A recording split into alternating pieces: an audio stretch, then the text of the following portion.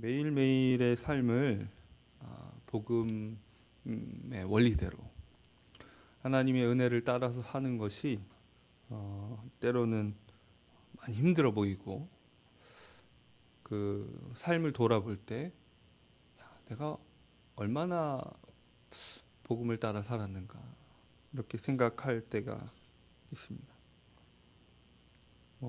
설교자로서의 저의 모습을 돌아본다면 이런 거죠. 예를 들자면 가정에 대한 설교를 한 뒤에 며칠 뒤에 이제 아내와 싸우게 되는 그런 상황이랄까요? 야, 말씀대로 이게 내가 정말 되는가? 말씀대로 사는 것이 힘들고, 혹은 십자가를 지고 나를 따르라라고 말씀하신 예수님의 부르심이 우리에게 힘겹고 무거운 짐으로 여겨지는 그런 순간이 있지 않으십니까? 오늘 본문 말씀은 예레미야에게 레갑 자손이라는 이렇게 실제 삶을 살아가는 사람들을 통해서 교훈을 주고 있습니다. 모세의 장인 이드로 아시죠? 이드로의 자손들이 바로 레갑 자손들이었습니다.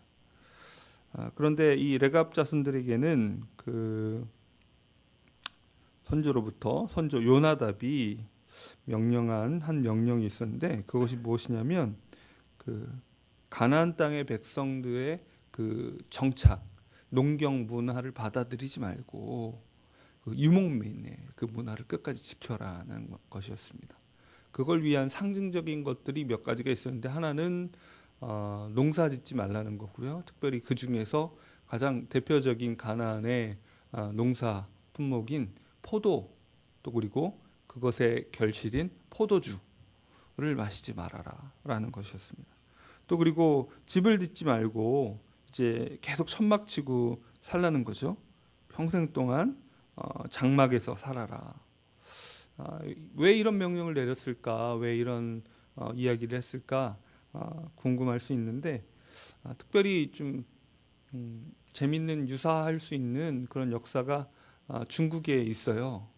중국에 특별히 여러 왕조들이 등장했었는데, 원나라 혹은 청나라처럼 북쪽에서 유목민족들이 중국 대륙 전체를 지배하던 역사가 좀 있습니다. 그런데 이제 그 원나라의 이제 초대 황제, 그 이후로 또 청나라 초대에 어떤 그 후대 황제들한테 어떤 명령을 내리냐면 황궁에서 살지 말고 천막 짓고 살라고 얘기합니다. 무슨 얘기냐면 그 중국 대륙을 제패하게 된 어떤 그들의 정신인 거죠. 유목민족으로서의 자기의 문화와 정신을 잃어버리지 말고 이 중국 문화에 동화되면 분명히 이 우리의 세력과 힘이 약해지니까, 정신이 약해지니까 힘이 약해질 텐데, 그렇게 하지 말고 계속 천막 치고 살아. 물론 황제의 천막이 얼마나 그 화려했겠습니까마는 어쨌든 황궁에 살지 말고 그리고 천막 치고 유목민으로서의 관습을 지키고 살아라, 뭐 이렇게 명령한 경우들이 있었습니다. 어찌됐든 요나답의 자손들은 그 명령을 잘 지켰어요. 그래서 그 명령을 지켜가면서 농사도 짓지 않고 유목민으로서의 삶을 계속 산 것 같습니다. 그리고 그 삶을 살면서 이제 오늘 예레미야를 통해서 하나님께서 명령하셔서 예레미야가 포도주를 이제 대접하고자 하는데, 우린 포도주를 먹을 수 없다고. 그 기간이 무려 200년이 넘는 기간 동안 신실하게 그 요나답의 말을 지키고 살았던 겁니다. 이 모습을 예레미야에게 직접 경험하게 하셨어요. 실물로 경험하게 하신 뒤에 이제 예레미야에게 예언을 주시는 것이, 이렇게 고집스럽게 그 조상의 명령을 200년이 넘게 지켜오고 있는 요나답의 자손들을 봐라, 레갑 자손들을 봐라. 이렇게 조상의 명령에도 정말 헌신해서 200년이 넘게 명령을 지키며 살아오는데, 이들의 굳은 결의를 지금 이 레갑 자손들이 그 예루살렘 안에 있는 것 자체가 사실은 그 성 안에 사는 것이 유목민의 삶은 아닌데, 지금 뭐라고 얘기하냐면 지금 우리가 포도주 마실 수 없다. 지금 예루살렘 성 안에 들어와 있는 건 바벨론 군대가 쳐들어왔기 때문에 마지막까지 항전하기 위해서 들어와 있는 것이지 우리가 우리 정신을 포기한 것이 아니다. 우리가 포도주를 먹을 수 없다라고 이야기하는 거예요. 그걸 보시면서 좀 봐라. 내 백성들아 좀 봐라. 이 레갑 자손들 좀 봐라. 좀 실물 교육을 시켜주마. 실제로 이렇게 살아가는 사람들이 있다. 조상들의 말도 이렇게 지키며 살아가는데 너희들은 나의 말을 어떻게 취급했느냐. 레갑 자손들이 답답해 보이고 고루해 보이고 고집스러워 보이냐. 그들은 그들의 정신을 지키기 위해서 조상이 가르쳐준 그 유목민으로서의 정신을 지켜나가기 위해서 이렇게 하고 있는데 너희는 이 레갑 자손들이 조상들을 향해서 가지고 있는 태도만도 못하지 않느냐. 주변에 때로는 고지식해 보이고 융통성 없어 보이는 신자들이 있을 때가 있죠. 답답해 보이기도 하고 고루해 보일지도 모르겠습니다. 때로는 조금만 시야를 넓혔으면 좋겠다 이렇게 생각할 수도 있죠. 그런데 시야가 좁을지 모르지만 그 자신이 믿고 하나님 앞에 충성되다고 생각하는 것을 향해서 그 사람들의 마음의 중심이 어떠한가를 좀 우리가 볼 필요가 있습니다. 심지어는 정말 이건 정말 율법주의적이야. 너무 율법이야.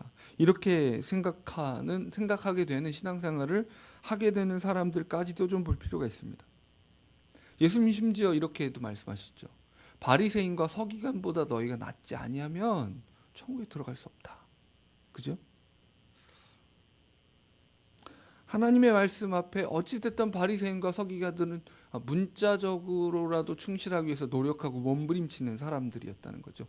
물론 그것으로 충분하지 않습니다. 하지만 그 마음에 어쨌든 품은 철저한 마음, 신실해 보고자 하는 마음.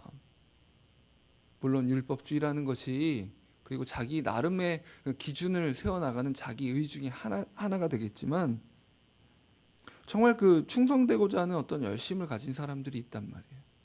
근데 우리는 나는 이제 자유해라고 말하면서 하나님은 용서해 주시죠. 한 번의 기회를 더 주시죠. 하지만 그것을 계속 핑계로 삼게 되는 우리 악한 죄성이 있습니다.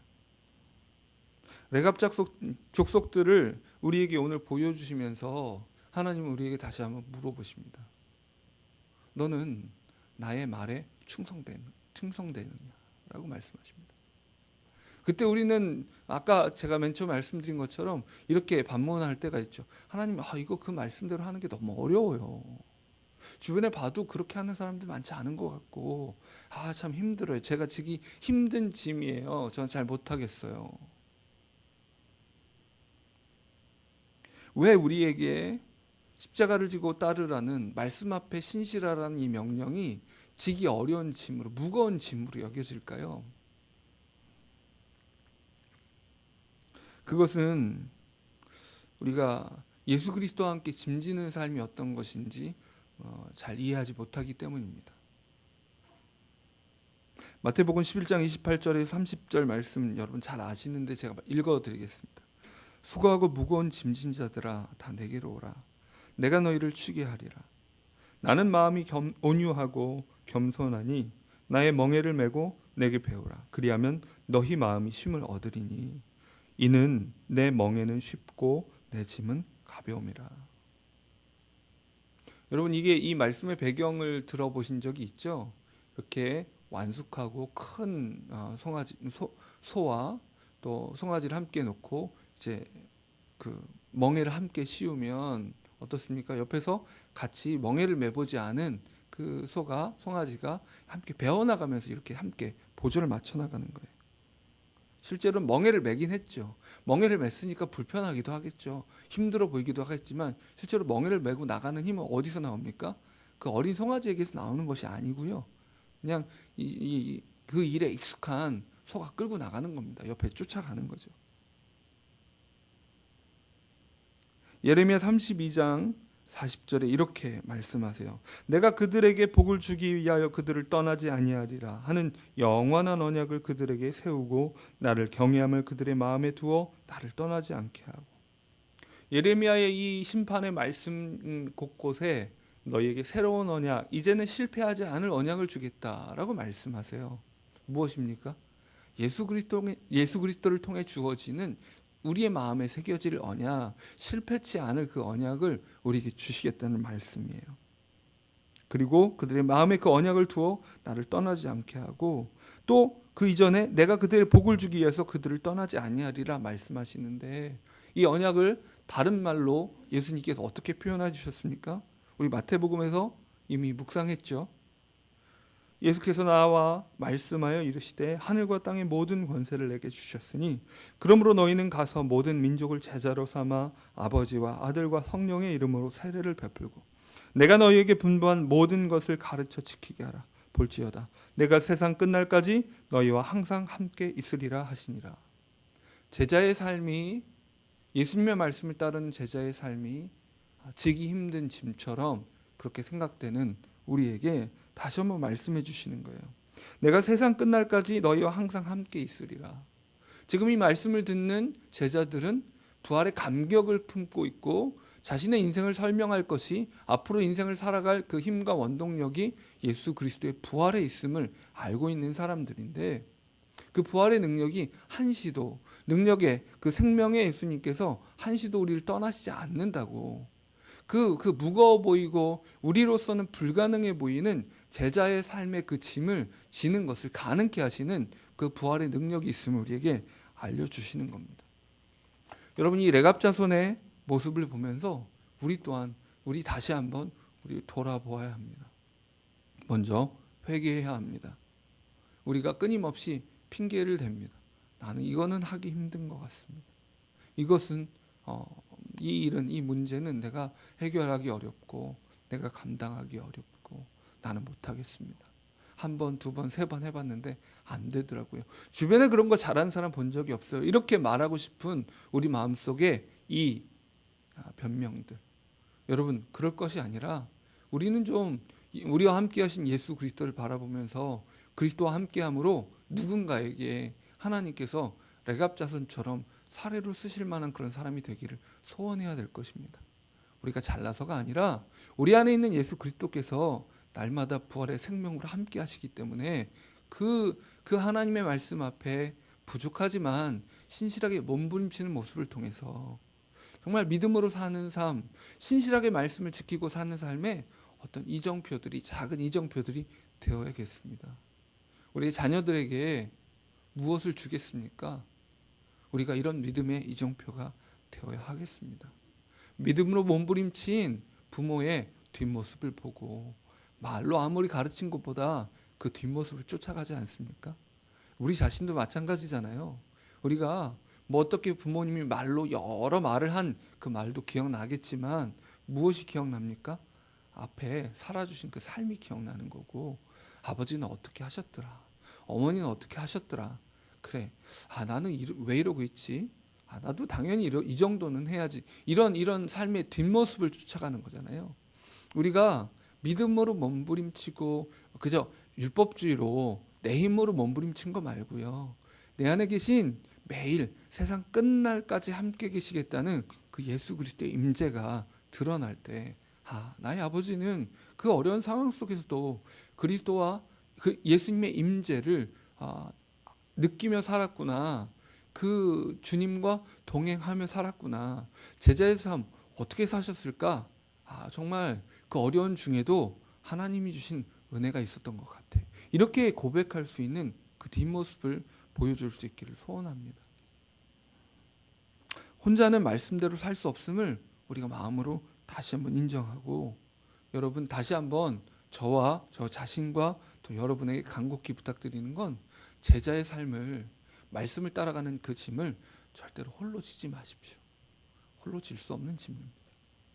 예수 그리스도와 함께 짐져야 합니다. 함께 하시는 그리스도의 언약을 붙들고 언약 속에 거하게 하시는 성령을 의지하셔야 합니다. 이 새벽 다시 한번 레갑자손을 통해서 보여주신 또 사실 여러분 우리 주변에 있습니다. 레갑 자손처럼 정말 신실하게 끈질기게 몸부림치면서 때로는 한숨 쉬면서라도 하나님 말씀 앞에 몸부림치면서라도 하나님의 은혜를 구하고 자신의 죄를 넘어서서 그보다 더 크신 하나님의 은혜를 붙잡고 매일매일을 살아내는, 정말 제자의 삶을 사는 것, 삶이 무엇인지를 보여주고 있는 천국의 창문들처럼 살아가는 사람들이 있습니다. 오늘 다시 한번 하나님께서는 우리에게 보게 하시는 거예요. 그 사람들을 좀 봐라. 너만 힘든 것이 아니다. 너만 고통스럽고 한숨 쉬는 게 아니고 안 될 것 같은 것이 아니지만 짐지고 하나님 나라를 위한 그 멍에를 지고 성령의 능력을 힘입어 살아가는 사람들을 보아라. 천국의 창문들을 보아라 말씀하십니다. 우리 함께 기도하시겠습니다. 하나님 아버지, 우리에게 많은 연약함들이 있어서 다시 한번 그 말씀과 우리의 삶의 그 거리를 돌아보며 주님 앞에 고백합니다. 주님, 죄된 우리를, 죄된 우리의 삶을 불쌍히 여겨주시고 하나님 다시 한번 그 은혜로 덮어주시옵소서. 우리 안에 회개 심령을 품게 하시며 또한 우리 홀로 힘으로, 혼자서의 힘으로 십자가의 짐을, 주님을 따르는 제자의 삶을, 그 말씀을 붙잡고 사는 삶을 홀로 살 수 없음을 인정합니다. 이제 예수 그리스도와 함께 짐지게 하시고 주님과 함께 멍에를 베고 주님께 배우게 하여 주시옵소서. 그 언약을 영원히 세상 끝날까지 함께 하시겠다는 그 언약을 붙잡게 하시며 그 언약을 떠나지 않게 하시는 성령 하나님의 역사에 우리 자신을 맡겨드리게 도와주시옵소서. 우리 자녀들에게 또한 우리 주변의 이웃들에게 정말 레갑 자손들처럼 말씀을 붙잡고 성령의 은혜를 붙들고 그 은혜에 의해서 살아간 제자의 삶의 한 이정표들이, 작은 이정표들이 될 수 있도록 우리의 삶을 축복하시기를 간절히 소원합니다. 예수 그리스도의 이름으로 기도드립니다. 아멘. 우리 주님 가르쳐 주신 기도로 기도하시겠습니다. 하늘에 계신 우리 아버지여,